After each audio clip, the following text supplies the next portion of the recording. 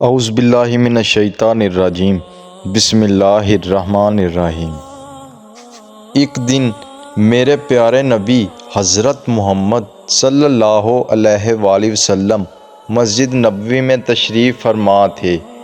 آپ صلی اللہ علیہ وآلہ وسلم کے آس پاس صحابہ بیٹھے ہوئے تھے۔ آپ صلی اللہ علیہ وآلہ وسلم نے فرمایا، ایک فاحشہ عورت جو ساری عمر گناہوں میں ڈوبی رہی، اللہ کی محبت میں ایسے ڈوبی کہ اس نے کبھی سوچا نہ تھا۔ لوگ اسے فاحشہ کہتے، اسے دیکھ کر اپنا راہ بدل لیتے، دیندار لوگ اس پر لعنتیں بھیجتے۔ وہ بھی اپنے گناہوں سے تنگ آ چکی تھی، مگر واپسی کا کوئی راستہ نہیں تھا۔ ایک دن وہ ایک صحرا میں سفر پر تھی، دھوپ ایسے کہ زمین شعلے الجھتی تھی۔ اچانک اس عورت کی نظر ایک کتے پر پڑی۔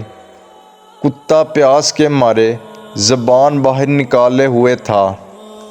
وہ سوچنے لگی، جس طرح میں پیاسی تھی اسے بھی پیاس لگی ہوگی، یہ بھی اللہ کی مخلوق ہے، مجھ پر تو اللہ نے احسان کیا ہے، یہ تو جانور ہے، میں اس پر رحم نہ کروں۔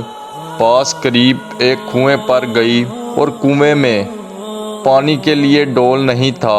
اس عورت نے کتے کو پانی پلانے کے لیے اپنی جوتے اتارے اور اپنی چادر سے رسی بنائی اور چادر کو اپنی جوتی سے باندھ کر کنویں میں پھینک دیا اور اپنی جوتی میں کنویں سے پانی بھر لیا اور باہر نکال کر کتے کو پلا دیا۔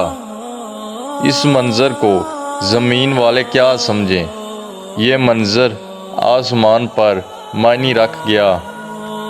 حضور اکرم صلی اللہ علیہ وآلہ وسلم نے فرمایا، اللہ تعالیٰ نے اس کی یہ نیکی دیکھ کر اس کے پچھلے سارے گناہ معاف کر دیے اور اسے جنت بخش دی۔